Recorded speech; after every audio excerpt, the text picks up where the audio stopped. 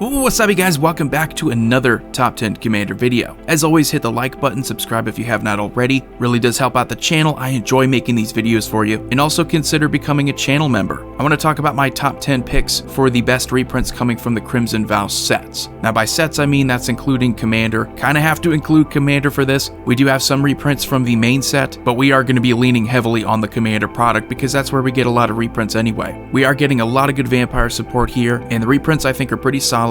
As for my criteria, it doesn't necessarily have to be an expensive card. I think that's a big misconception, that just because a card is inexpensive means that it doesn't need a reprint. A lot of these deserve to be reprinted because as part of a precon, it just makes the precon better. As for the main set, a card could get reprinted for a similar reason. It helps to balance the set, maybe offer some power in certain areas. So number 10, I have exactly that in Splendid Reclamation. Not necessarily an expensive card, but I think it's a great reprint. Land strategies are some of the most powerful strategies in the game, and in Commander that is definitely true. You return all land cards from your graveyard to the battlefield tapped. There are a ton of self-mill strategies, which is usually the best way to play this, but there's also fetch lands that put themselves into the graveyard for you. So when it becomes time to play this, if you're using something like the Gitrog monster, you probably have a ton of lands in your graveyard. Same thing with Lord Windgrace. Number 9, we have an oldie but a goldie in Blood Artist. Again, doesn't have to be super expensive, doesn't even have to be a card that has never been reprinted. Blood Artist is just a great card to continue reprinting if the precon even slightly synergizes with it. I think Blood Artist might be a little bit too good to ever put back into Standard, but as for Commander, it sees play in just about every deck that can take advantage of aristocrat themes. So if you have a lot of sacrificing, if you have a lot of reanimation, and of course if you're playing Vampire Tribal, this is one of the best vampires ever made. If there's anything against this reprint, it's that it's been reprinted before, and that's pretty much it. But it still holds its value because everyone plays it. Everybody looks to play it if you're in black. And then number 8, we have Ghostly Pilferer. This is an example of a card that's not super expensive, but one that was a great pick to reprint. Why? Because it's a great value engine. Doesn't even have to be with Spirit Tribal. You could of course experiment with Rogues, but I think it's just a solid card because it just has so much going on here. If you want to attack with it, wait for it to become untapped, you get to pay 2 mana and then draw a card. Whenever an opponent casts a spell from anywhere other than their hand, so it could be their commander, you get to draw a card. You also get to discard a card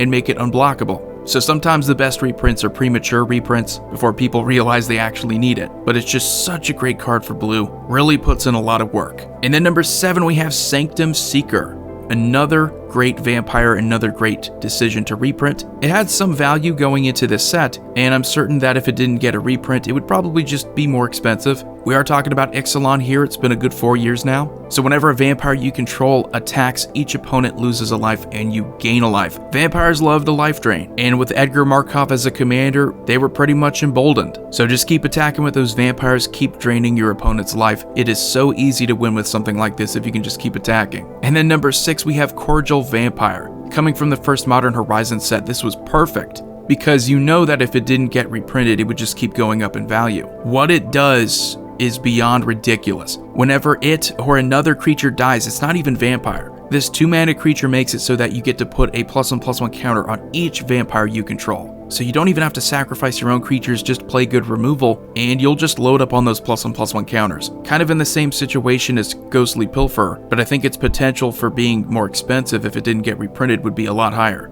And then number 5, we have Benevolent Offering. This is a great one because I think a lot of the best reprints from now on, they're going to have to be of cards that were from these older Commander sets too, since that's really the only logical place where you could ever reprint them. And with the Offering cards, it's even more true because this is for the political side of Commander. You're choosing an opponent, or you're choosing 2 opponents to help out. You and that opponent get 3 1/1 white flying spirit tokens, and you also gain 2 life for each creature you control, and that player gains 2 life for each creature they control. So it's a great recovery card. I play this all the time in the Shadrick Silver Quill deck. Made that back during Strixhaven, and this was one of the first cards I thought of. But I noticed something, that this card was a bit more expensive, not because it's just a powerful card, but because it did not receive a reprint. It fits in a lot of decks. If you're playing Group Hug, that's another strategy. Definitely a white card that needed a reprint. And then number 4, we have Thalia, Guardian of Thraben. The only other card from the main set that is on this list, and she's clearly the best reprint in that main set. Stacks is a strategy in Commander. If that's what you choose to do, go for it. It's not my favorite thing, but what I have noticed is that a lot of these cards just kind of sit in the background and gain value over time. Yes, she has been reprinted before, but receiving another reprint in this expansion, I think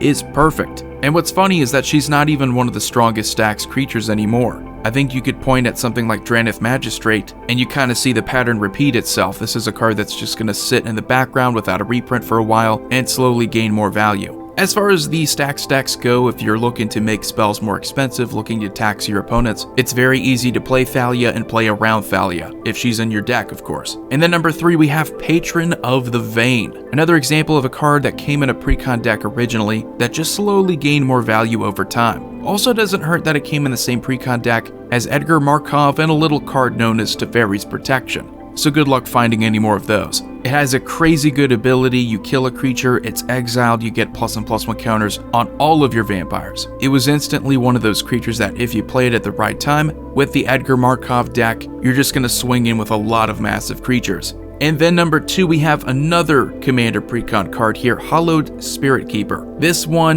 needed to be reprinted badly. Ever since it saw some play, I believe in Legacy, people were fooling around with it. It started to gain some more popularity, and then people started to realize, wait a minute, we can combo with this in Commander. And it's now one of the better combo creatures in white. Whenever it dies, you get a spirit for each creature in your graveyard. So not hard to figure out a way to combo with that. You just keep bringing it back, sacrificing some spirits to get pretty much infinite mana if you want to, or you have a combo that involves getting infinite tokens. You can double the death trigger with something like Teysa Karlov, and you even have the synergy with the creature tokens too. This is such a fun card, and I think it just opens up so many possibilities for combos. So number 1, the best reprint from the Crimson Vow sets is of course Nirkana Revenant. It got reprinted a while ago in Battle Bond, but Battle Bond doesn't really do anything to affect the value of these cards. A precon reprinting will. It'll definitely make it a bit more accessible, and what is essentially Caged Sun on a creature for black has always been pretty good. It's by no means an absolute staple. I mean, Crypt Ghast I think is a little bit better.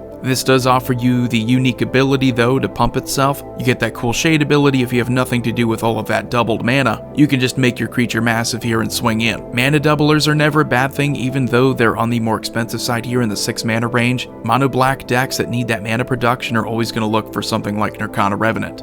As far as vampire decks go, I don't think it's that strong, but mana sink decks in black, there are a ton of them. So let me know what you think about these 10 reprints for Commander coming out of the Crimson Vow sets. My overall opinion of the Innistrad sets is that we got the support that we needed. Maybe not all of what we wanted, but we got exactly what we needed: werewolf support and some additional support for Spirit Tribal. Let me know what you think in the comment section below. Void here signing off. I will see you all next time.